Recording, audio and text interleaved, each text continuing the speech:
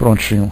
Bom, nós vamos então começar o nosso estudo de hoje, estudando o Livro dos Médiuns, parte 2ª, Manifestações Espíritas, no capítulo 6, Manifestações Visuais, e vamos então concluir a teoria das aparições.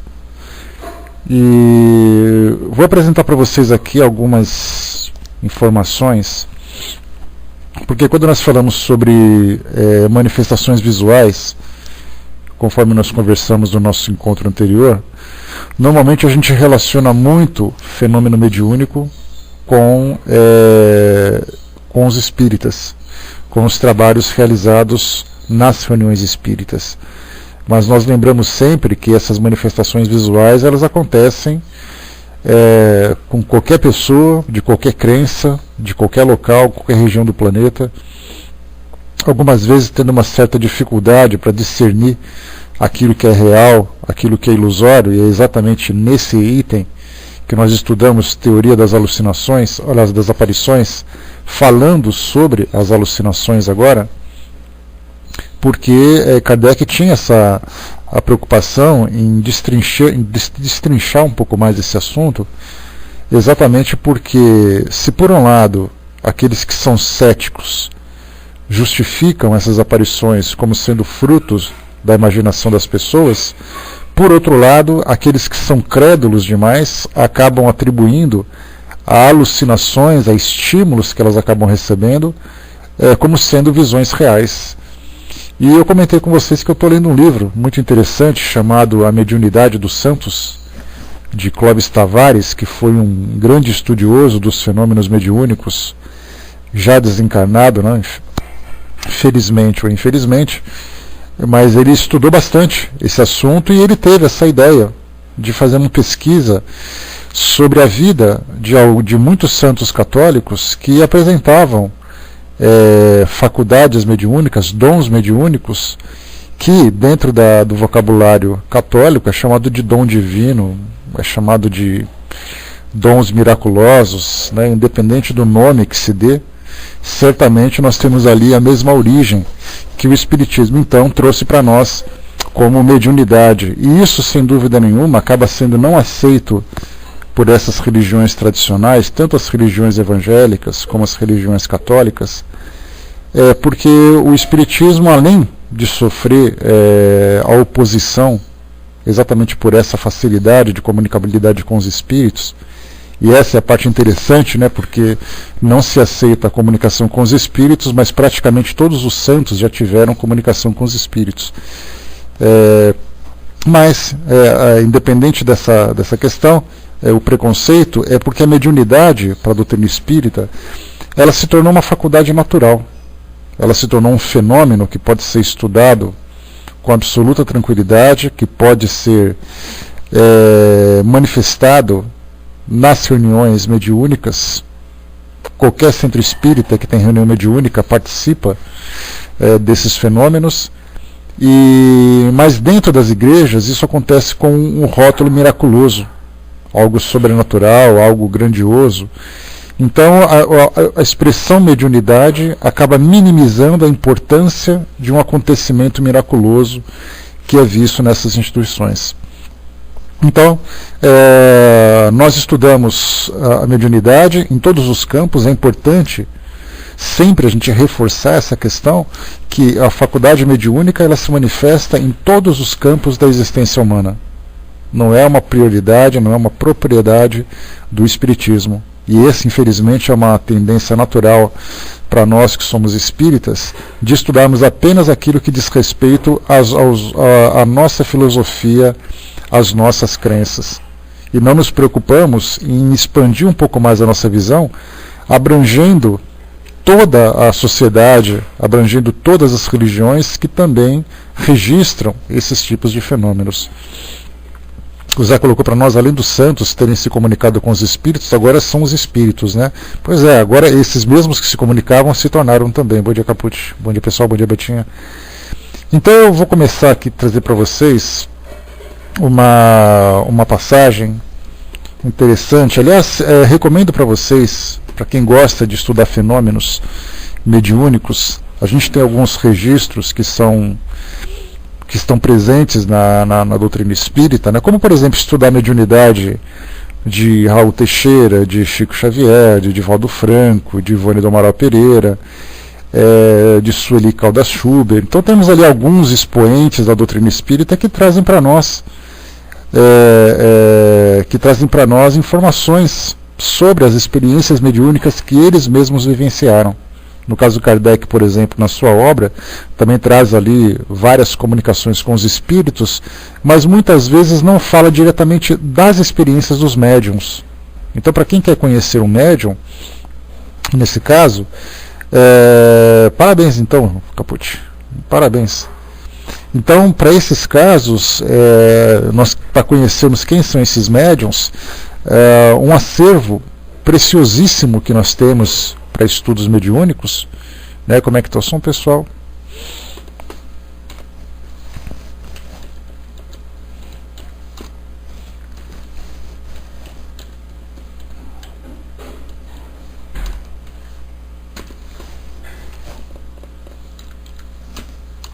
Prontinho, voltou, pessoal. Tinha caído meu microfone aí.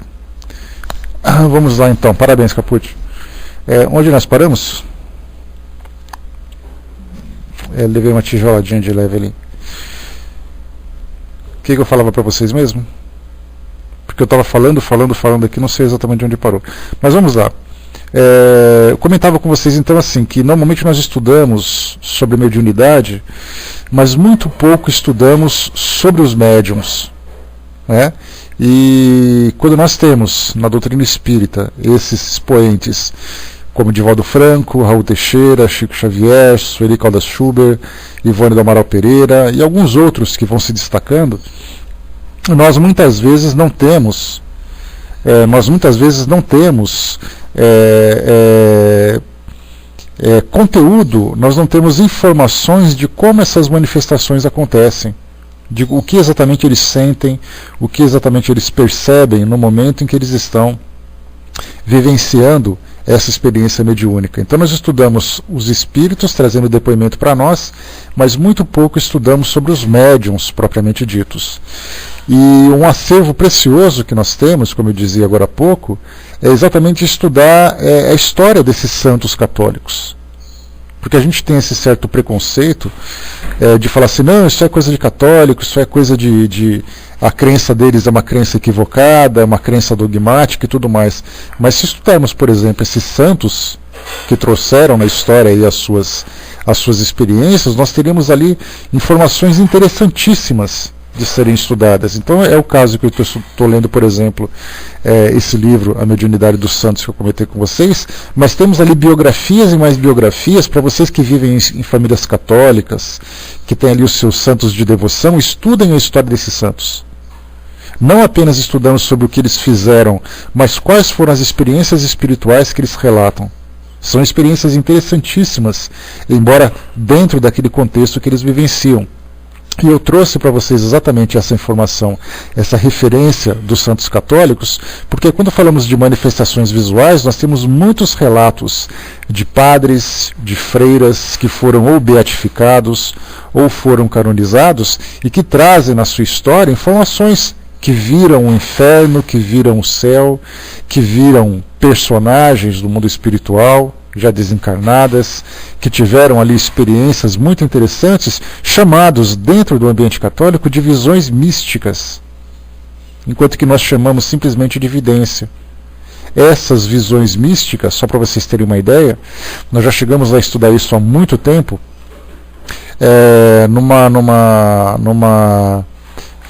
num estudo de mediunidade.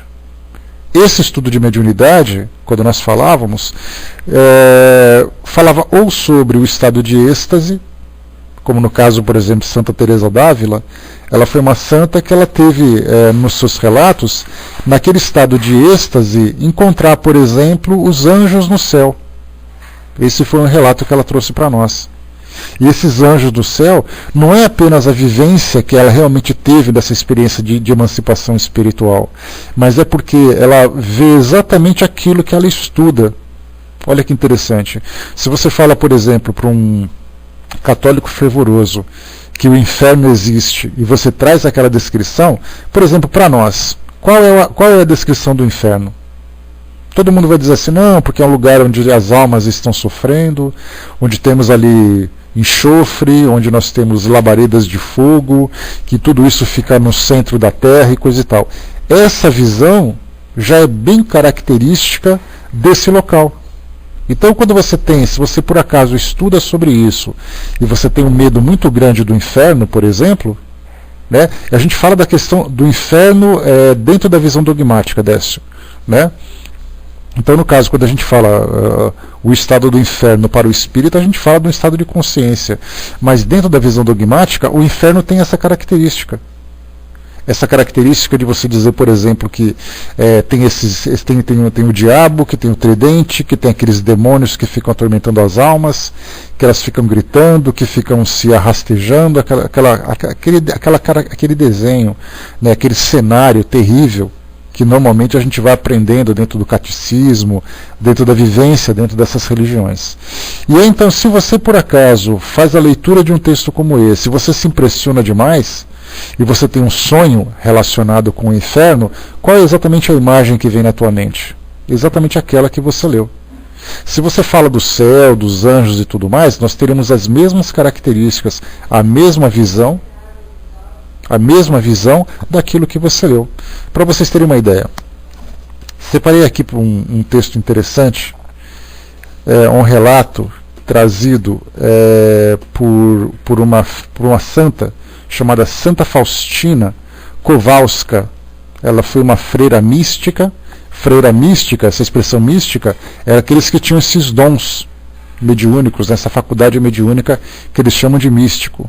E ela nasceu em 1905 e desencarnou em 1935, teve 20 anos de idade apenas. Ela foi canonizada pelo Papa João Paulo II no ano 2000. E ela traz para nós o seguinte relato. Hoje, conduzida por um anjo, fui levada às profundezas do inferno, um lugar de grande castigo, e como é grande a sua extensão. Tipos de tormento que vi. Primeiro, tormento que constitui um inferno é a perda de Deus. O segundo, o contínuo remorso de consciência. O terceiro, o de que esse destino já não mudará nunca. O quarto tormento é o fogo que atravessa a alma, mas não a destrói. É um tormento terrível, é um fogo puramente espiritual, aceso pela ira de Deus. O quinto é a contínua escuridão, o terrível cheiro sufocante, e, embora haja escuridão, os demônios e as almas condenadas veem-se mutuamente e veem todo o mal dos outros e o seu. O sexto é a contínua companhia do demônio. O sétimo tormento, o terrível desespero, o ódio a Deus, maldições e blasfêmias. São tormentos que todos os condenados sofrem juntos, mas não é o fim dos tormentos. Existem tormentos especiais para as almas, os tormentos dos sentidos. Cada alma é atormentada com o que pecou, de maneira horrível e indescritível. Existem terríveis prisões subterrâneas, abismos de castigos, onde um tormento se distingue do outro. Eu teria morrido vendo esses terríveis tormentos, se não me sustentasse na onipotência de Deus. Que o pecador saiba que será atormentado. Só um instantinho. Que o pecador saiba que será atormentado com o sentido com que pecou, por toda a eternidade. Estou escrevendo por ordem de Deus, para que nenhuma alma se excuse, dizendo que não há inferno, ou que ninguém esteve lá e não sabe como é. Eu, irmã Faustina, por ordem de Deus, estive nos abismos para falar às almas e testemunhar que o inferno existe. Se isso não posso falar agora, tenho ordem de Deus para deixar isso por escrito. Os demônios tinham grande ódio por mim, mas por ordem de Deus tinham que me obedecer. O que eu escrevi dá apenas uma pálida imagem das coisas que eu vi. Percebi, no entanto, uma coisa. o maior número de almas que lá estão é justamente daqueles que não acreditavam que o inferno existisse. Quando voltei a mim, não podia me refazer de terror, de ver como as almas sofrem terrivelmente ali, e por isso rezo com mais fervor ainda pela compreensão dos pecadores. Incessantemente peço a misericórdia de Deus para eles. Ó meu Jesus, prefiro agonizar até o fim do mundo nos maiores suplícios a ter que vos ofender com o menor pecado que seja. Muito bem. Esse aqui é um relato, então, de uma jovem freira, Faustina Kowalska, uma freira católica, que traz para nós uma visão daquilo que é o inferno dentro da concepção católica sobre o sofrimento no mundo espiritual. Se nós levarmos essa informação, por exemplo, para um congresso de psicologia, naturalmente as respostas serão muito simples. Primeiro porque ela se encontra impressionada por essas informações, exatamente por ser isso que é transmitido para eles dentro dos seus cultos, dentro dos seus estudos, dentro da sua rotina, de um modo geral. Porque nessa rotina você tem o céu e o inferno sendo falado o tempo todo. Você tem Deus e o diabo também sendo falado o tempo todo. Então, de certa forma, você estimula a mente dessas pessoas a criarem imagens, a criarem situações. E nesse caso, por exemplo, se você leva isso para um congresso de psicologia, para um psiquiatra, ele vai dizer para você que ela teve ali um momento de alucinação, e tudo aquilo que ela viu nada mais é do que a produção da sua mente. Mas a gente se pergunta, sabendo que a mediunidade é uma faculdade real, que essas experiências são verdadeiras, como é que nós explicaríamos, dentro da nossa visão espírita, essa visão que ela teve? Uma emancipação espiritual, vendo um determinado contexto no mundo espiritual de acordo com as crenças que elas possuem, que essas pessoas possuem, porque a melhor forma, a melhor expressão, assim como Jesus na sua época, ele falava da Jena, que era exatamente aqueles grandes lixões, onde o lixo era queimado, na região de Jerusalém, e ele usava isso como símbolo, que as pessoas que eram os pecadores, no caso os pecadores, seriam levados, por exemplo, para essa Geena, e ficariam ali queimando por toda a eternidade. E essa visão, esse exemplo que foi transmitido, fez exatamente com que se criasse uma concepção do mundo espiritual semelhante a esse lixão, semelhante a esse local de grandes queimadas. Então, certamente houve ali uma experiência espiritual, uma experiência mística dentro da visão católica. Mas até que ponto aquilo que ela viu foi real ou foi também estimulado pela sua mente?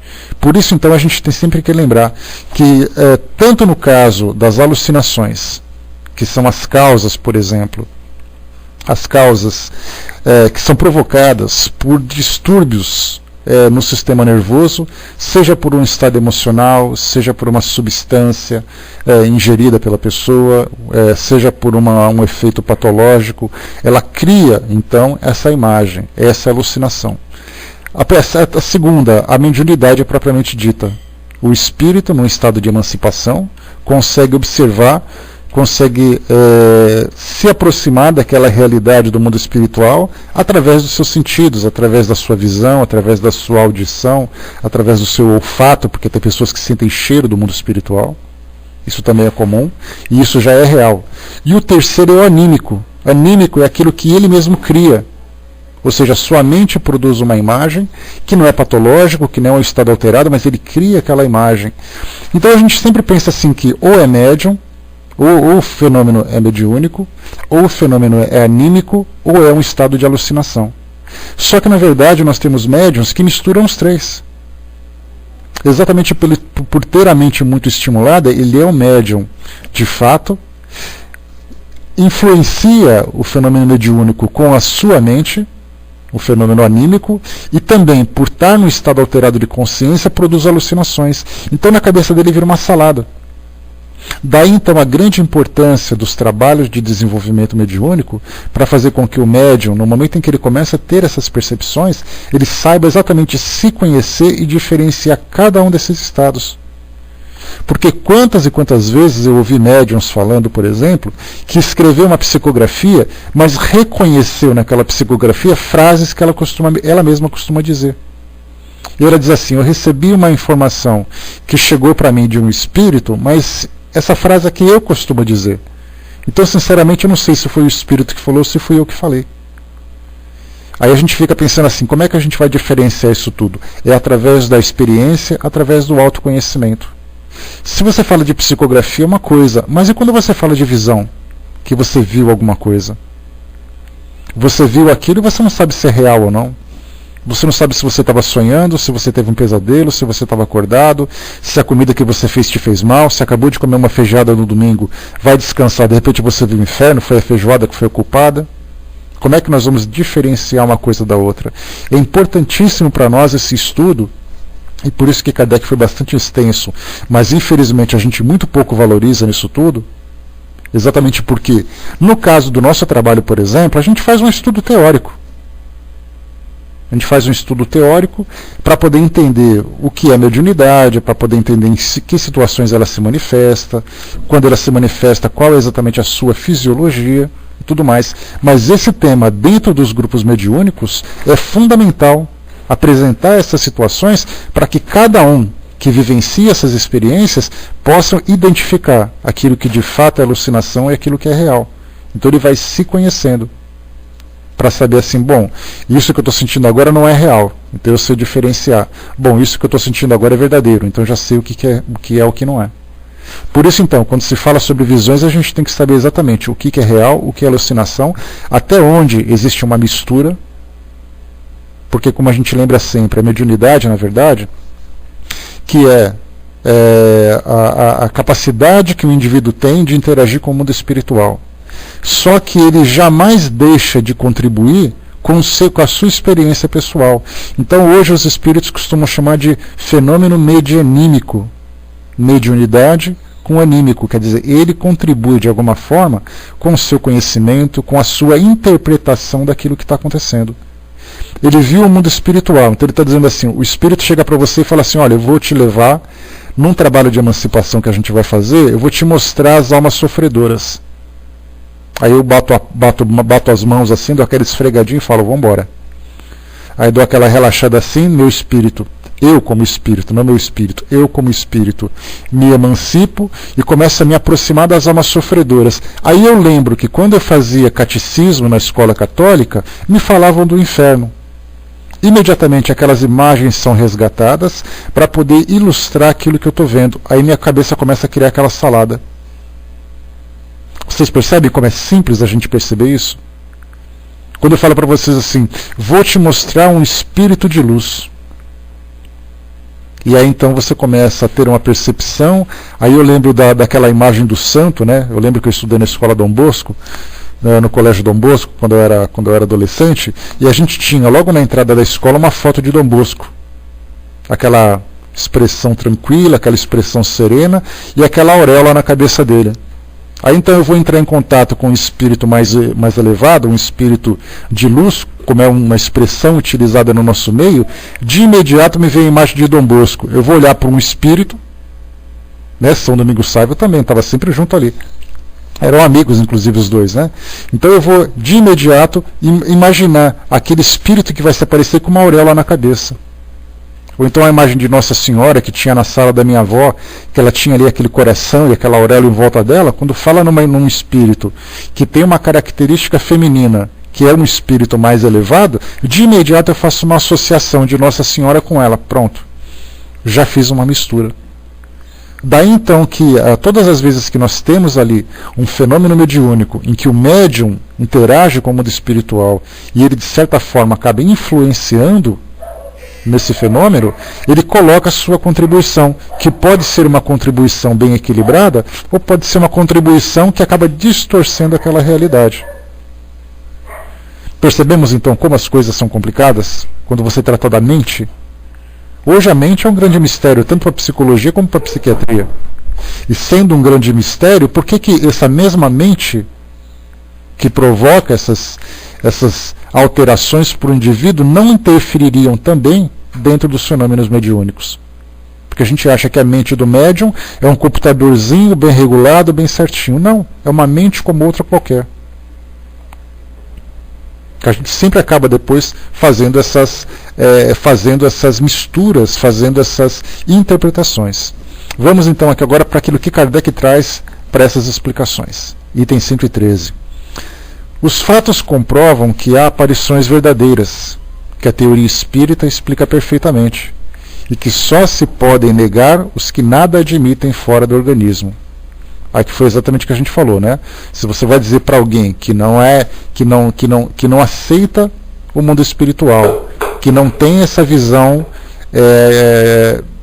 além da matéria, e você fala que ele teve uma experiência espiritual, ele vai dizer naturalmente que isso foi criação da sua mente, sem nenhum problema. Hoje nós temos, felizmente, dentro da medicina e dentro da psicologia, muitos profissionais que são espíritas. Então, quando eles fazem uma análise, eles não analisam apenas materialmente, eles analisam se o indivíduo passa por um tipo de alteração da sua alteração emocional, se por acaso ele sofre de alguma patologia ou se ele é médium. O que é muito interessante. Se você vai na Associação Médico Espírita, por exemplo, nós temos ali muitos que são psiquiatras, que estudam o indivíduo não apenas como uma pessoa doente, mas também com a possibilidade de ser médium. A mediunidade desequilibrada, influenciada por uma mente patológica e aquela coisa toda. Então, por isso sim, nós temos hoje, para aqueles que não admitem nada além da matéria, certamente eles vão sempre dizer que isso é alucinação. Deixa eu ver aqui, o Nando colocou, né, tem uma amiga que tem mediunidade, ela é evangélica, né, na igreja dela disseram que as vozes que ela escuta são vozes de equipe de pastores, né? Uau, que interessante isso aí, viu, Nando? Já é uma abertura, né? Poderia ser pior, poderia simplesmente dizer que era influência demoníaca ou influência de anjos. Quando fala de equipes de pastores, admitem, por exemplo, que os pastores desencarnados estão ali junto dela. Já é um fato interessante, né? O Soldado colocou, existem vários profissionais médicos e psicólogos que são espíritas ou espiritualistas. Sim, né, exatamente o que facilita bastante para nós esse estudo mais aprofundado dentro de uma visão científica dessas experiências. Vamos em frente. Mas ao lado dessas visões reais, existem alucinações no sentido que se dá a palavra? Não se pode duvidar. Qual a sua origem? São os espíritos que nos colocam na pista, pois a explicação nos parece estar inteira nas respostas às seguintes perguntas. Então Kardec faz a primeira pergunta e ele mesmo, né, acaba respondendo aqui. As visões são sempre reais ou são algumas vezes efeitos da imaginação? Quando vemos um sonho, ou de outra maneira o diabo ou outras coisas fantásticas, que portanto não existem, não se trata apenas da imaginação? Bom, essa pergunta aqui, se você fizer um confronto entre religiões, nós já teremos ali divergências significativas. Porque para uns, o diabo existe, o inferno existe. Para nós, o diabo não existe e o inferno também não existe. A mesma coisa acontece com o céu, nesse sentido místico da palavra. Então, como é que nós poderíamos entender essa questão das alucinações? Vamos lá. Sim, né, a pergunta que foi feita, né, quando vemos um sonho, se trata apenas de uma imaginação? Sim, algumas vezes, quando a pessoa está chocada por certas leituras ou por histórias de feitiçaria, lembra-se delas e acredita ver o que não existe. Foi exatamente o que nós colocamos. Quantas vezes nós vemos, isso passa na televisão hoje, sem nenhum tipo de constrangimento, cultos evangélicos, por exemplo, onde as pessoas estão ali num estado tão fervoroso para expressar sua fé, que elas entram num estado de convulsão, que muitas vezes elas desmaiam. Muitas vezes começam naquela questão de falar em línguas, que nada mais é do que um estado de êxtase que elas estão passando naquele momento. E isso por quê? Porque o estado, elas estão, na verdade, superexcitadas pela própria crença. Então a gente vê como isso é fácil de acontecer. A mesma coisa acontece, por exemplo, dentro dos ambientes religiosos, onde as pessoas se deixam levar, por exemplo, pelas suas fantasias, pelos seus medos, pelas suas paixões. E aí então elas começam, estimuladas por essas imagens, ou chocadas por essas imagens, acabam vendo o que não existe. A mesma coisa acontece, por exemplo, quando uma pessoa vê um filme de terror que a impressionou muito. Ela chega assim à noite em casa e começa ali vendo coisas. Eu vi um vulto passando no meu corredor. E, na verdade não tem vulto nenhum. Esse vulto que ela viu foi o medo que ela sofreu quando ela estava assistindo ao filme. E aí essa é a questão que a gente sempre pensa, né? Que a nossa mente, ela sempre sendo muito estimulada, ela sempre produz ali as suas próprias imagens. Mas já dissemos também que o espírito, através do seu envoltório semimaterial, pode tomar as formas para se manifestar. Aqui Kardec já começa então a considerar, por exemplo, a possibilidade da influência espiritual. Um espírito brincalhão pode aparecer com chifres e garras, se quiser, para zombar da credulidade, como um bom pode aparecer de asas e de maneira radiosa. Aqui colocou, né, um espírito brincalhão, mas nós podemos colocar também um espírito perverso, dependendo do efeito que ele deseja produzir. Podem se considerar como aparições os rostos e outras imagens que muitas vezes se mostram quando cochilamos ou simplesmente quando fechamos os olhos?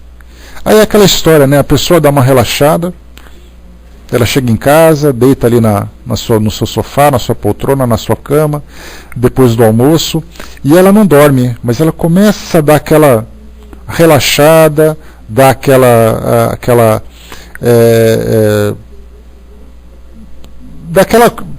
não é uma ressonada, vamos dizer assim, vai.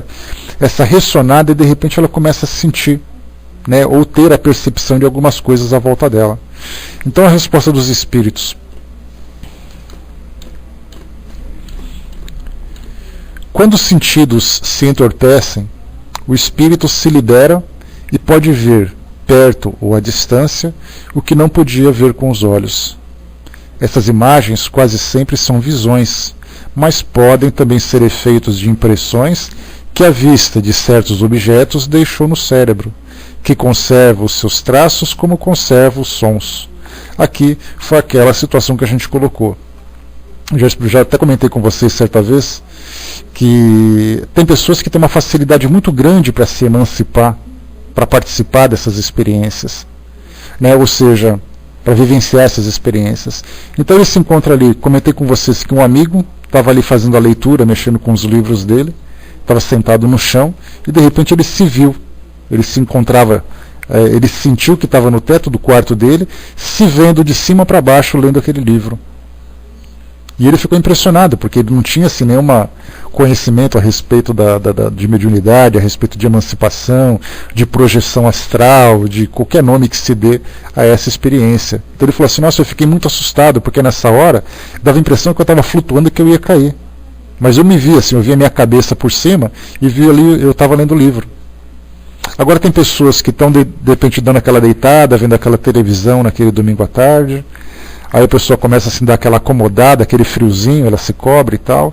Começa a dar os olhos ficam pesados, começam a pesar. Ele começa assim, a dar aquela ressonada e de repente ele acorda assustado. Porque ele tinha acabado de ver alguma coisa ou teve a impressão de ter visto alguma coisa. Como se fosse um pesadelo relâmpago assim que acontecesse. Então essas são as situações que a gente tem que se perguntar até onde o indivíduo estava se emancipando, até onde ele teve contato realmente com algum espírito, alguma entidade no mundo espiritual, ou até que ponto ele simplesmente criou aquela fantasia pelo fato de estar estimulado. Nesse momento em que ele dá aquela relaxada, seria como se o cérebro perdesse o controle sobre a própria razão. Então as imagens simplesmente fluem, as ideias simplesmente fluem, sem nenhum tipo de arbitragem, digamos assim, para poder controlar essas informações, para poder organizar essas informações. Porque no estado de vigília, quando nós estamos despertos, você vê uma situação, de imediato seu cérebro começa a processar. Como se fosse aquela luzinha do computador que fica piscando. Você fica analisando, é verdade, é mentira, onde que eu estou, o que está acontecendo e coisa e tal. No momento em que você dá aquela ressonada, seu processador fica mais lento. Então as informações fluem com mais velocidade e você não consegue absorver todas elas. E aí então que são os muitos relatos dessas pessoas que estão envolvidas com essas experiências místicas que começam então a criar fantasias em torno dela. Você acaba de acordar dizendo assim: nossa, sonhei que eu acabei de ver um anjo. Que na verdade não foi anjo nenhum que ela viu, ela simplesmente projetou aquela imagem da própria mente. Continua para nós aqui. Bom dia, pessoal que chegou.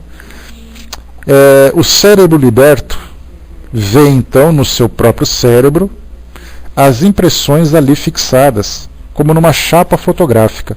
Ou seja, ele viu alguma coisa na televisão, ele criou uma imagem através de uma leitura, ele viu alguma foto ou coisa parecida, aquela imagem ficou registrada na sua mente, e no momento em que ele entra num estado mais relaxado de consciência, ele acaba revivendo ou revendo aquela mesma situação. A gente vê muito isso, mais uma vez que eu comentei com vocês, no caso de você ver um filme, por exemplo, que te impressiona muito à noite.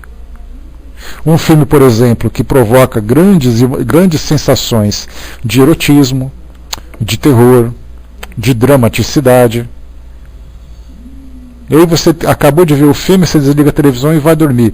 Naquele momento as imagens estão ativas na sua mente ainda. Dependendo daquilo que você começa a raciocinar naquele momento, essa imagem acaba se projetando. O Zé colocou, né? A Rose, manda um beijo para ela, Zé. A Rose me falou quando eu era criança, quando eu começava a dormir, ela sentia que estava flutuando, mas se assustava e parecia que estava caindo, né? É natural, né? Esse aí é um relato típico daquelas pessoas que vivenciam essa emancipação. Ela relaxa, o corpo começa a se emancipar, ela tem aquela sensação de mais liberdade que o corpo não está acostumado, e ela quer desesperadamente voltar. E é então que ela acorda com essa sensação de queda. Como pode acontecer também aquelas pessoas que despertam à noite e não conseguem se mexer na cama. Então elas ficam assim, né? Eu acordei, fiquei paralisado, me deu aquele desespero, eu não sabia o que era. Na verdade, é exatamente o espírito que começa a se realocar ali no seu corpo físico de novo, mas não tem o pleno domínio. Então ela está consciente, mas não tem o controle do seu próprio corpo. Mas isso é algo que em poucos minutos se resolve. Basta que ela fique relaxada, esperando as coisas se ajustarem. Né? Mas muita gente fica desesperada, né? Eu não conseguia me mexer, era como se eu estivesse preso na cama. Comecei a ver pessoas perto de mim que eu não conseguia definir, coisa e tal. Na verdade é isso, é o processo de emancipação e o espírito voltando lentamente, só que a consciência vem primeiro. Então primeiro você vê, depois você se mexe. Só que até você esperar esse intervalo de uma situação para outra, vem aquele desespero, aquela agonia toda, né? O Pedro colocou para nós, né, quando a gente tem uma queda de pressão violenta e se sente horrivelmente mal, será que o desencarne é assim? Será que sentimos isso? Essa é a nossa perturbação? Né? Então, eu já passei por experiência semelhante, o Pedro, porque quando a gente fala de morte, na verdade a gente pensa no estado psicológico da morte, mas muito pouco a gente estuda a fisiologia da morte. Eu já tive 3 sonhos em que eu estava desencarnando. E nesses 3 sonhos foram situações bem interessantes. Eu sonhei, para você ter uma ideia, que eu tinha caído de moto. Embora eu nunca tenha andado de moto, nunca tenha gostado de andar de moto, sonhei que eu tinha levado um tombo. E nesse tombo provocou meu desencarne. Qual era a sensação? Que você começava a andar, sentia realmente aquela impressão de pressão baixa, de tontura, aí minha vista foi escurecendo, e de repente eu acordei. Deu a entender o quê? Que naquele momento haveria o desencarne. Numa outra vez foi um assalto. Eu levei um tiro com uma escopeta, olha que coisa dramática, na frente de um caixa bancário, de um caixa eletrônico. E aí então eu levei aquele tiro, comecei a ter a queda de pressão, comecei a sentir um pouco de dor, comecei a cambalear, a vista escureceu, eu acordei de novo. Então na verdade assim, quando a gente fala sobre morte, a gente tem que pensar nos órgãos físicos que estão ali entrando no estado de falência, estão entrando no estado de colapso. Começa a diminuir o fluxo sanguíneo, começa a diminuir a respiração, você começa a sentir tontura, é como se fosse um desmaio. Só que na verdade vem aquela sensação de terror, pelo fato de você perder o seu controle, pelo fato de você imaginar que está morrendo, e a morte para nós provoca um medo terrível. E o estado psicológico acaba sendo alterado naquele momento, mas a fisiologia para um desmaio e a situação para quem passa pelo processo de desencarne é muito semelhante, porque os órgãos começam a sofrer essa influência. Né? Mas aí, felizmente, né, a gente acaba acordando depois para quem ali só passou por essa situação. Né? O Nando colocou, né, eu chegava a chorar rezando para voltar a me mexer, desesperado. Né? São muitos e muitos os relatos que a gente recebe a esse respeito, Nando. São muitos os relatos de pessoas que fazem isso, mas a gente explica, né? Porque Esse é um estado natural. Basta apenas que a pessoa tenha compreensão do que acontece. A gente normalmente indica assim, olha, faz o seguinte, olha, você fecha os olhos, faça uma prece ali naqueles minutos, que naturalmente as coisas vão voltando, porque para você não ficar angustiado. Porque normalmente a pessoa fica assim agonizada, né, quer desesperadamente voltar, como se fosse alguém se afogando e não conseguindo se mexer, né? Mas não, isso vai naturalmente voltando. É um processo natural dessa emancipação. Vamos lá. Continuando aqui para nós, tá. A variedade e a mistura dessas impressões formam conjuntos bizarros e fugitivos que se enfumam quase imediatamente, malgrado os esforços que se façam para retê-los. É a uma causa semelhante que se devem atribuir certas aparições fantásticas, que nada têm de real e se produzem frequentemente nas doenças. Então, aquilo que nós comentamos agora. Normalmente a gente tem que considerar as 3 situações. A situação real de uma experiência mediúnica, a criação mental de um indivíduo, no caso seria um fator anímico que influenciaria, que criaria essa própria imagem, e o terceiro, um estado patológico, um estado alterado por substâncias. Então isso pode acontecer isoladamente, uma coisa, outra coisa, outra coisa, ou de repente pode tudo se misturar. Dependendo da dose com que cada ingrediente, vamos dizer assim, acaba sendo colocado, acontece uma experiência diferente. Para quem gosta de culinária sabe exatamente isso. Coloca ali um pouco de arroz, um pouco de sal, um pouco de óleo e um pouco de tempero. Para 3 cozinheiros diferentes. E depois você come o arroz dos 3. Você vai perceber que cada arroz tem um sabor diferente, embora os 3 ingredientes tenham sido os mesmos. Por que isso tudo? Porque a composição, o tempo de fervura, a forma como as coisas vão acontecendo, provocam essa alteração na alimentação. A mesma coisa acontece também dentro dessas visões. Dependendo do tipo de substância, dependendo do tipo dos ingredientes que são colocados, da intensidade de cada um, acontece uma experiência diferente. Algumas são mais reais, outras são mais fantasiosas, mas muitas vezes as 3 fazendo parte do mesmo contexto. Vamos lá. Admite-se que a memória é o resultado das impressões conservadas pelo cérebro. Mas por que estranho fenômeno essas impressões tão variadas e múltiplas não se confundem? Eis um mistério impenetrável, mas não mais estranho que as das ondas sonoras que se cruzam no ar e se conservam distintas. Num cérebro são bem organizadas essas informações. No cérebro são, e bem organizado, essas informações são nítidas e precisas. Num estado menos favorável, se diluem e se confundem. Daí a perda de memória ou a confusão de ideias. Isso parece menos estranho quando se admite, como na frenologia, uma destinação especial para cada parte e mesmo para cada fibra do cérebro. A gente lembra que a frenologia foi uma ciência, ou uma pseudociência, do século XIX, começo do século XX, em que as pessoas mediam os detalhes do crânio da pessoa, onde tem um calombo, qual é o tamanho, qual é o diâmetro do seu crânio, onde tem ali as ondulações, né, porque a gente sabe que cada cabeça é uma cabeça diferente. A gente vê alguns carecas que aparecem assim na televisão, ou mesmo assim de pessoas que a gente conhece, que tem umas cabecinhas que são bem estranhas, né? Umas são mais cheia na frente, outra é mais cheia para o lado, outra é mais estreita e coisa e tal.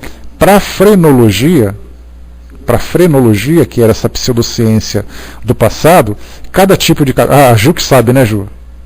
Dá uma olhadinha na cabeça do Giuseppe, que é uma beleza. Na frenologia, essas características cranianas tinham influência direta na capacidade intelectual, na criatividade, nas emoções das pessoas. Pois é, tem uns que parecem uns ETs, tem umas cabecinhas assim que são umas gracinhas. Agora tem outras que são feias que doem, parecem capacetes. Mas para a frenologia isso era importante. Mas com o passar do tempo, com o desenvolvimento da medicina, com o desenvolvimento da neurologia, perceberam que o formato da sua cabeça não interfere na sua capacidade cerebral. Mas Kardec coloca essa informação aqui porque era uma informação real naquela época. Eles tinham grande preocupação, por exemplo, de pegar assim, um artista que era muito importante, vamos medir a cabeça dele. Aí pega uma fita métrica, mede de lado, mede na transversal, na horizontal, na vertical, começa a analisar assim, onde que tem os calombinhos, se tem calombo na frente, se tem calombo atrás e coisa e tal, para poder mostrar. A mesma coisa aconteceu, por exemplo, na década de 60, na década de 70, quando Einstein, após o desencarne dele, lá na década de 40, década de 50, pegaram o cérebro dele, fatiaram, e começaram a analisar o formato do cérebro de Einstein. E não consideraram, por exemplo, o espírito do Einstein. A sua é bonitinha, né, Pedro? Claro. A minha também é uma gracinha, né? Tirando o careca que está aparecendo. Né? Mas assim, o interessante é que começam a fazer analisar, por exemplo, a massa encefálica, fazendo uma comparação, por exemplo, com a inteligência da pessoa. Será que o cérebro de Einstein é aquele cérebro enorme? Será que o cérebro de Einstein é mais pesado do que o meu?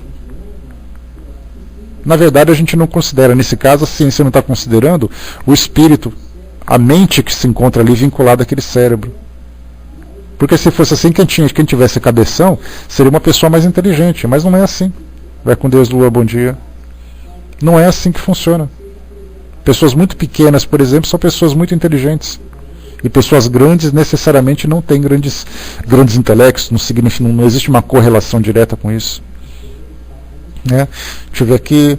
A qualidade do espírito, na verdade, né, soldado? Nem o meu cérebro entra nessa questão.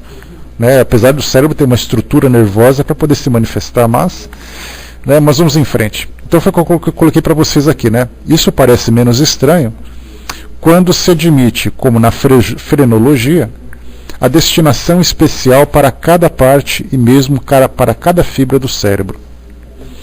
As imagens transmitidas ao cérebro pelos olhos deixam ali a sua impressão, que permite lembrar-se de um quadro quando ele estivesse presente, embora se trate de uma questão de memória, pois nada se vê. Aqui o que Kardec está lembrando é o seguinte, que aquilo que a gente vê, principalmente se provoca grandes impressões. Eu acho que se vocês fizerem uma viagem no tempo, voltados lá para a infância mais distante de vocês, vocês vão lembrar de fatos que vocês vivenciaram e que até hoje essas imagens estão ali. Um acidente, uma briga, uma brincadeira, um momento de festa, uma visita, um susto. Eu tenho uma lembrança muito antiga, por volta dos meus 5 anos, quando eu fui atropelado. Estou me vendo ali rolando depois do carro me atropelar. Quando eu tinha 5 anos de idade. Lá se vão quase 40 anos. Uma tia, por exemplo, né? A gente sempre tem essas imagens porque nós não vemos essas situações, mas a nossa memória registrou e deixaram guardadas. Mas se elas estão registradas, foi porque elas provocavam algum tipo de efeito. E de repente você revivencia aquela situação, você pega um objeto, você vai num local, você sente um cheiro, você ouve uma música, de imediato vem aquela imagem de novo na sua cabeça. Ou seja, ela é resgatada do fundo da sua memória. E, ou seja, você não está vendo aquilo, mas a imagem acaba sendo projetada na sua mente. Algumas vezes, essas imagens são projetadas com tanta intensidade que dá a impressão de que você está vendo de novo. Aí você vai acreditar o quê? Não, eu estou vendo aquela imagem, então eu acabei de ver o espírito daquela pessoa. Ou acabei de ver aquela pessoa como espírito. Sendo que na verdade foi só aquela imagem que foi projetada. Então são essas situações que Kardec coloca para nós que são possíveis efeitos de alucinação. E é esse o grande cuidado que tem que ter. Porque espírito não aparece à toa. A gente não está vendo espírito o tempo todo. Mas em compensação tem um monte de gente dizendo que vê. E até onde essas pessoas veem ou não. Deixa eu ver, é isso que revive o suicida. Exatamente, Ju. Não só o suicida, mas todo o desencarnado que vai num estado mais perturbado para o mundo espiritual, ele acaba revivendo essas mesmas situações. E normalmente são situações dramáticas. Que são mais intensificadas ainda porque, por estar no mundo das energias, essas imagens se tornam muito mais reais para ele. O soldado colocou a mente humana é associativa, né? Por isso pode ser bom retrabalhar determinados fatos. É o que faz, por exemplo, né, o trabalho da hipnose, o trabalho da psicanálise, né, para poder ali reorganizar essas ideias. Né? Então é um trabalho bem profundo que tem que ser feito. Vamos lá. Ora, num estado de emancipação, olha que interessante, né? Num estado de emancipação, a alma pode ver o cérebro e nele reencontra essas imagens, sobretudo as que mais a tocaram, segundo a natureza das suas preocupações e disposições íntimas. É assim que se reencontra as impressões de cenas religiosas, diabólicas, dramáticas, mundanas, das figuras de animais bizarros que viu outrora em pintura ou ouviu em narrações, porque essas deixam também as suas impressões. Assim, a alma vê realmente, mas apenas uma imagem fotográfica do cérebro. Antes de voltar um pouquinho aqui, Amor de Jesus colocou para nós, né, eu só lembro da minha infância de 10 anos para frente. Né, por que será? A gente lembra sempre que o nosso cérebro, ele tem ali embora ele seja ali um grande computador, vamos dizer assim, para armazenar imagens, ele só deixa registradas aquelas que têm mais relevância para o nosso desenvolvimento. Imagina se a gente tivesse todas as informações que a gente viveu até agora ativas na nossa mente. A gente enlouqueceria, porque você não conseguiria mais raciocinar com o presente, com o momento. Algumas vezes, algumas fases da nossa vida são mais intensas, outras são mais antigas, né? Eu lembro, comentei com vocês, de alguns fatos de quando eu era muito criança, mas são 1, 2, 3 fatos. E a partir dos 9, 10 anos de idade, é quando a mente começa a amadurecer. E aí então a gente começa a registrar isso com maior valor. Porque quando nós somos crianças, a gente vive momentos que são muito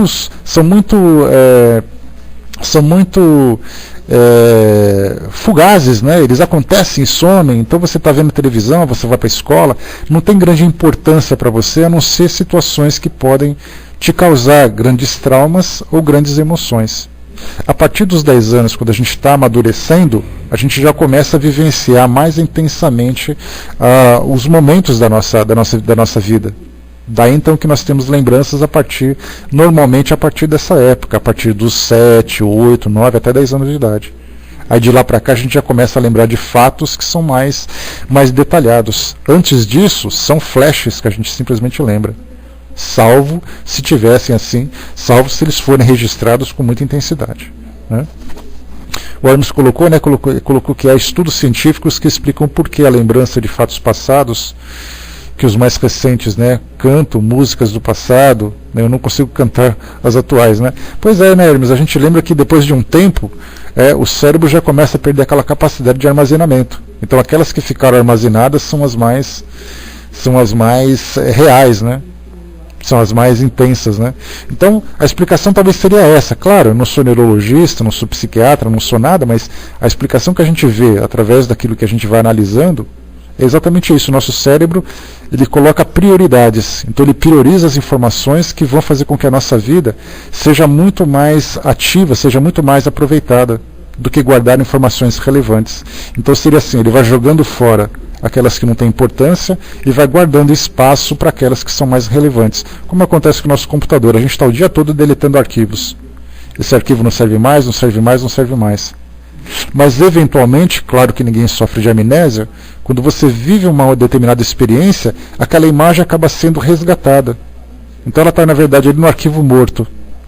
Para quem já trabalhou em empresa, mexendo com burocracia, sabe exatamente, né? O arquivo morto é onde se arquiva aqueles documentos que não são mais utilizados no dia a dia. Então eles estão lá, eles não se perdem. Tanto que você não pode nunca mais lembrar de uma pessoa. De repente você encontra com ela e você fala, poxa vida, você é aqui? Nem imaginava que essa pessoa existisse mais. Mas ela existe. Vamos lá. Deixa eu ver aqui. O próprio cérebro, né, a Jane colocou, né, quem que aciona isso, por quê, quem que deleta, né? Na verdade é o próprio cérebro que tem esse mecanismo, é a natureza que trabalha isso. A própria natureza, né, quando a gente fala assim que o nosso organismo é tão perfeito, né, a natureza foi tão perfeita na construção do nosso organismo, que ela proporcionou exatamente isso, recursos para que a gente possa se desenvolver. Então nós temos ali funções que são automáticas, que independem da nossa vontade, que naturalmente são acionadas para fazer com que nós tenhamos uma vida mais aproveitada. Como isso acontece? A gente lembra sempre que a mente, ela é sempre um mistério para a nossa ciência hoje. Estuda-se o cérebro, mas a mente é um grande enigma. O próprio cérebro para nós é É algo absolutamente fora ainda do nosso controle, ou fora do nosso domínio, digamos assim, né? Esse é o filho, esse é o Giuseppe que está participando também. Ele, só porque eu falei da cabecinha dele, ele já está preocupado. Mas vamos lá. Então, tá vendo? Está reclamando. Olha o tamanho olha como ele está me xingando agora. Vamos lá.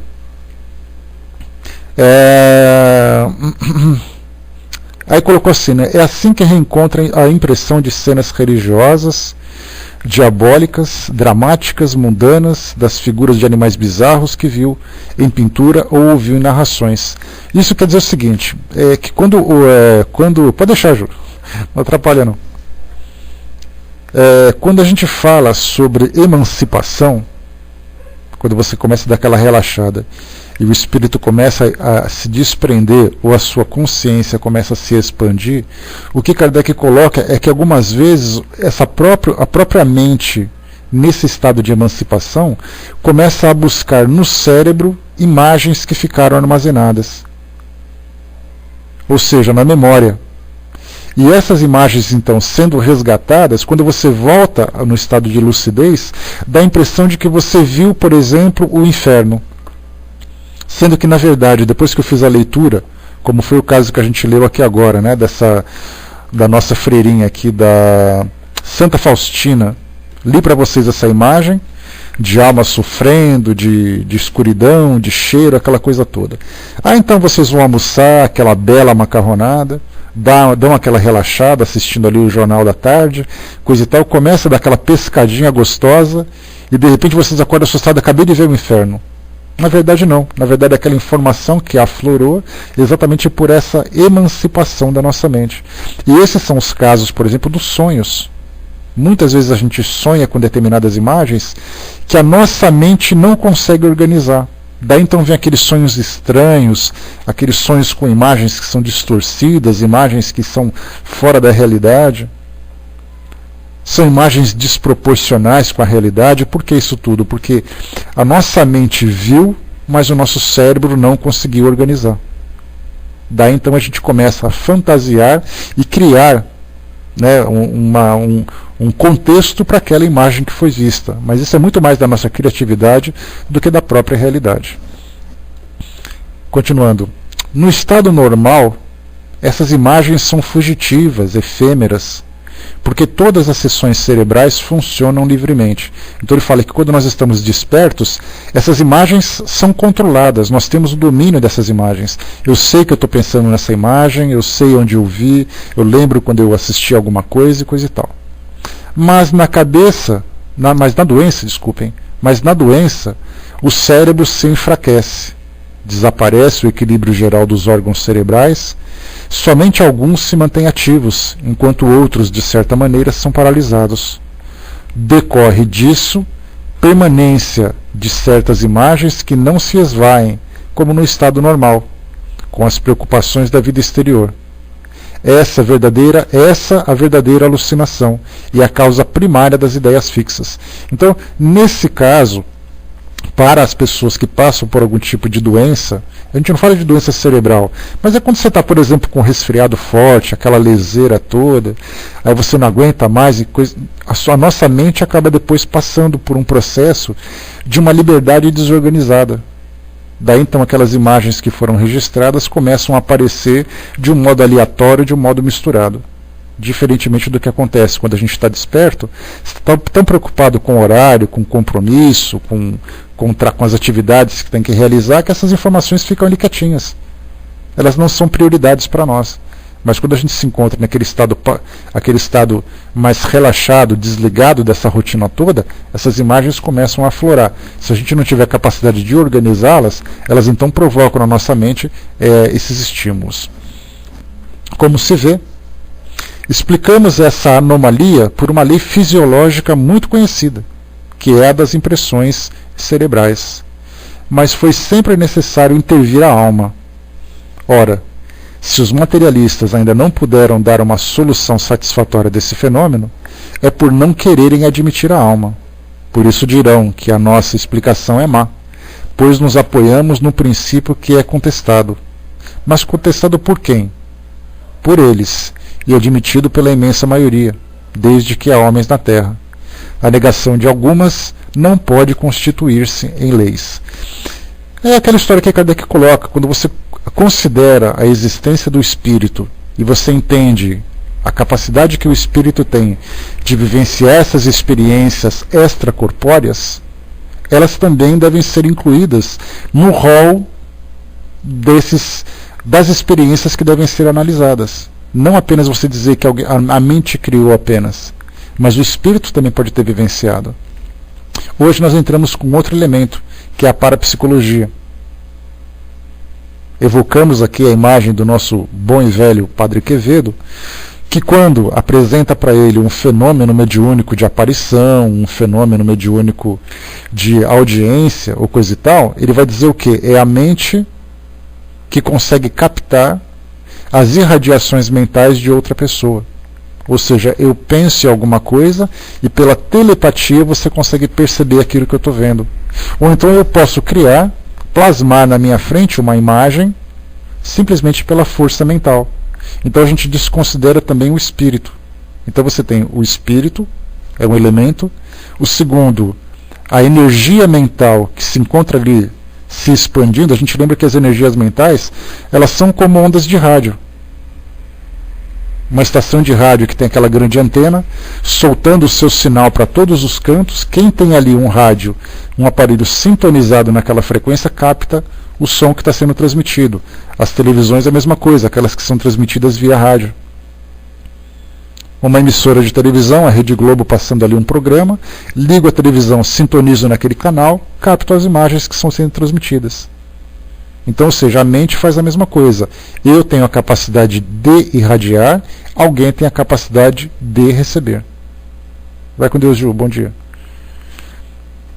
Então temos ali esse segundo efeito, o segundo elemento, né? E o terceiro é exatamente a produção da mente, que pode estar num estado de superexcitação, de estimulação, de estado alterado, de acordo com a substância que acabou sendo ingerida. O soldado colocou, né? Será que o Padre Quevedo acredita realmente em tudo que fala? Às vezes dá a impressão de que ele é muito sarcástico, não sei. Eu acredito que sim, soldado, eu acredito que sim. Ele tem ali a crença dele. Eu acho que o trabalho que ele realiza é um trabalho interessante no sentido de diferenciar aquilo que é real e aquilo que é irreal. Mas acaba sendo assim um paradoxo, né? Um religioso que tem uma fé tão fervorosa por Nossa Senhora de Guadalupe, que ele é um adepto ele é um devoto de Nossa Senhora de Guadalupe, e quando você fala que viu um espírito, ele fala que foi alucinação. Então, assim, por um lado, ele tem a crença pessoal dele, a fé pessoal dele. Por o outro, ele nega a existência desses fenômenos. Então, na verdade, assim, ele procura estudar para fazer essa diferenciação. Mas eu acho que ele nega muito mais pelo preconceito do que pela análise propriamente dita. Né? Então, assim, né, a posição, se você fala de espiritismo, por exemplo, ele é completamente contra. Ele é um opositor assim fervoroso do espiritismo. Mas dentro da lógica, da crença que ele abraça, daquilo que ele estuda, a gente vê assim que é muito mais uma questão de antipatia pessoal do que pelo raciocínio propriamente dito. Né? Vamos lá. Coloca para nós aqui, né? Nossa explicação é boa? Damo-la pelo que possa valer na falta de outra. E se quiserem, a título de simples hipótese, à espera de melhor. Como está, pode explicar todos os casos de visões? Certamente não, mas desafiamos todos os fisiologistas a apresentarem um que, segundo as suas opiniões exclusivas, expliquem todos, porque nada apresentam quando pronunciam as palavras sacramentais de superexcitação e exaltação. Pois se todas as teorias sobre a alucinação são insuficientes para explicar todos os fatos, é que há, no caso, algo mais do que alucinação propriamente dita. Nossa teoria seria falsa se a aplicássemos a todos os casos de visões, pois alguns poderiam contradizê-las. Pode ser justa se aplicadas apenas a alguns efeitos. Então, o que Kardec coloca aqui é exatamente isso. Várias situações podem ser explicadas por várias teorias. O importante é que a gente faça essa diferenciação, para que a gente não se deslumbre demais, motivados por uma alucinação, nem neguemos demais por uma questão meramente preconceituosa. A gente estipula um preconceito em cima de um fenômeno, de um acontecimento, baseada na nossa visão limitada. Mas quando a gente começa a analisar as possibilidades, a mente produz, a mente irradia, o espírito existe, a mistura de todos eles, cada situação deve ser analisada com certa particularidade, para poder diferenciar aquilo que é fantasioso daquilo que é real. Porque essa diferenciação para nós é fundamental para que a gente possa, de fato, vivenciar experiências interagindo com o mundo espiritual.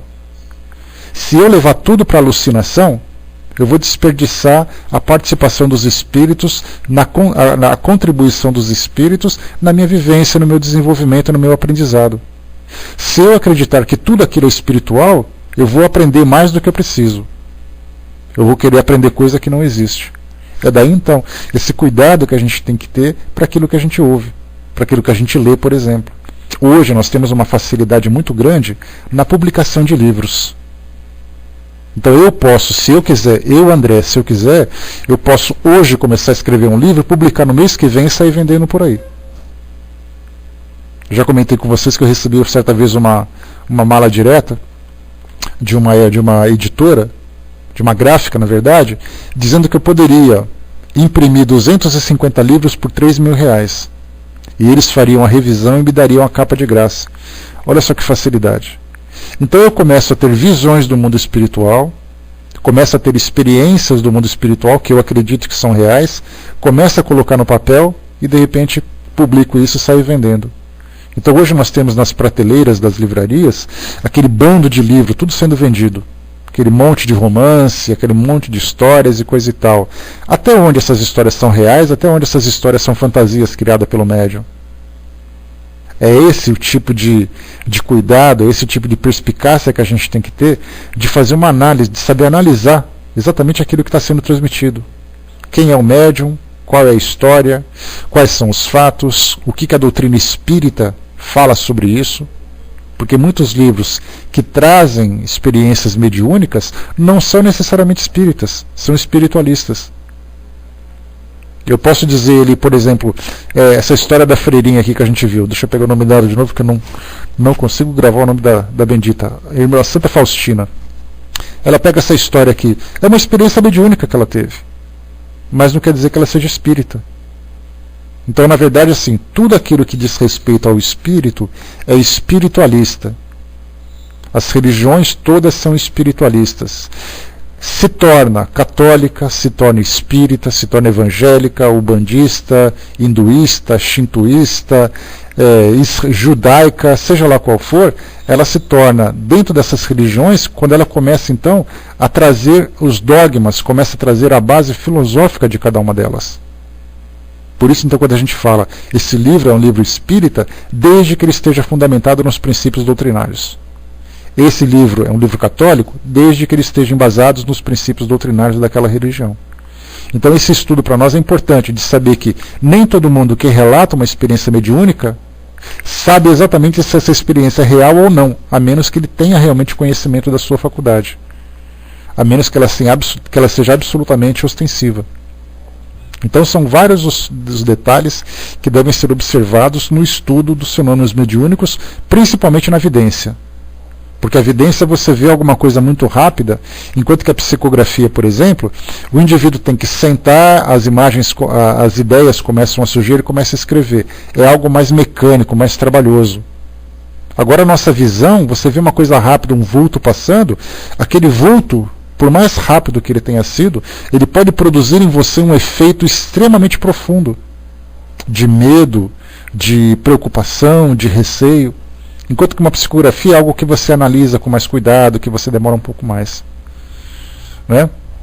Exatamente, Armando, né? Tanto que o Livro dos Espíritos é filosofia espiritualista, quer dizer, a gente começa a analisar aquilo que tem no mundo espiritual formando uma base filosófica. né? O Zé colocou, né, espíritas que condenam o nosso lar, né, bem como André Luiz, alegando que estão contrários aos ensinamentos de Kardec, né? O que diz sobre isso, né? Mas é tudo uma questão de estudos, não é uma questão de condenar por condenar, são informações realmente que são para nós novas, embora tenha sido lançada na década de 40 esse livro, são informações novas que Kardec não abordou naquela época. Então, dependendo da forma como você analisa isso tudo, algumas informações podem ser analisadas, podem ser aceitas, outras descartadas. Então tudo deve ser feito com cuidado, com análise, não descartar tudo e não aceitar tudo, sempre analisar com cuidado. Isso que é importante a gente verificar. Porque assim, a Kardec, mais uma vez a gente lembra sempre que nós vamos estudar o livro Obras Póstumas, assim que nós terminarmos o livro dos Espíritos, que já se encontra ali na sua... nós vamos entrar já na última parte dele. Então nós vamos analisar, estudar o Obras Póstumas. E ali a gente vai conhecer de fato quem foi Allan Kardec. Porque até agora na codificação, nos livros que a gente estuda, a gente conheceu as informações que ele analisou.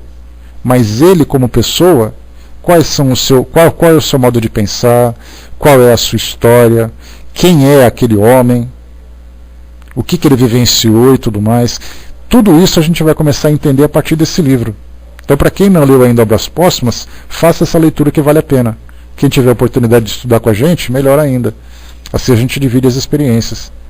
Por isso, então, a gente lembra sempre que vale a pena a gente fazer o estudo de conhecer também quem foi ele, para saber exatamente por que algumas informações ele publicou e outras não. Qual era o receio que ele tinha? Quais foram as orientações que ele recebeu para ter cuidado com algumas coisas que vinham do mundo espiritual? Tudo isso deve ser considerado na elaboração de uma doutrina. Para a gente poder fechar, as considerações aqui de Herculano Pires a respeito dessas colocações, ele diz assim: as teorias atuais da alucinação refere-se, em geral, a alterações do sistema nervoso, com a excitação dos neurônios sensoriais, especialmente os da visão e da audição. Quer dizer, ver e ouvir coisas é a coisa mais fácil que tem. Qualquer superexcitação já é o suficiente para a gente ouvir uma voz, para a gente ouvir um sussurro, ouvir um choro de longe, ouvir uma música onde não tem. Então audição e visão são os nossos sentidos mais sensíveis, mas também mais fáceis de serem estimulados. Insiste-se na explicação filosófica de todos os casos, fisiológica, de todos os casos, mas a recente aceitação científica dos fenômenos paranormais abriu perspectivas nesse caso. Os casos referidos por Kardec são aceitos como de natureza extrafísica por toda a escola psicológica de Heine, no caso da parapsicologia, e mesmo as escolas fisiológicas admitem a veracidade das percepções à distância, da transmissão do pensamento, das previsões e da retrocognição ou visão do passado. Pratt e outros nos Estados Unidos pesquisam com o nome de fenômenos teta os casos de comunicação espírita. A alma, como afirma Kardec, mostra-se novamente indispensável à formulação de uma teoria satisfatória da alucinação. Só para a gente lembrar, esses fenômenos teta, muitos atribuem, por exemplo, a Chico Xavier. Quando ele fazia psicografias, diziam que essa comunicação de inteligências extracorpóreas poderiam então entrar em contato com os encarnados. Então já é um passo significativo. Para outros, entretanto, falam apenas de telepatia. Alguém se encontra muito sofrido no auditório, pensando no seu ente querido, então ele consegue captar o pensamento daquelas pessoas e passa para o papel. Então, na verdade, dizem que para ele é um fenômeno parapsicológico.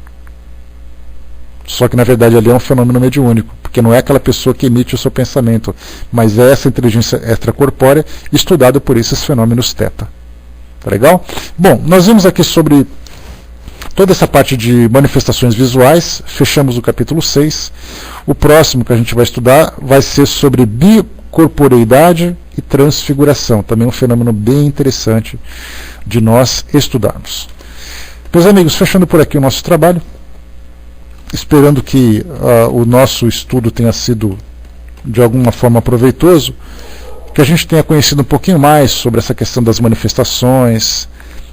No caso Santo Antônio de Pádua, a gente tem muita coisa para poder aproveitar, muita coisa legal que a gente vai estudar, porque, como eu disse para vocês, a gente tem muita preocupação de buscar fenômenos mediúnicos dentro do meio espírita. Agora, o que a gente esquece é que no meio religioso, de modo geral, essas experiências são fartas. E é ali que a gente vai buscar essas informações assim para poder ilustrar tudo isso que a gente vê, porque mostra que fenômeno mediúnico não acontece só dentro de centro espírita. Acontece o tempo todo. Isso é que é fundamental, principalmente dentro do ambiente religioso. Porque nesse caso aceitam-se esses fenômenos. Enquanto que no ambiente cético, as pessoas simplesmente descartam como sendo fenômenos de alucinação, ou como fenômenos psicológicos. Muito bem. Betinho, você pode subir? Fazer um encerramento para nós então?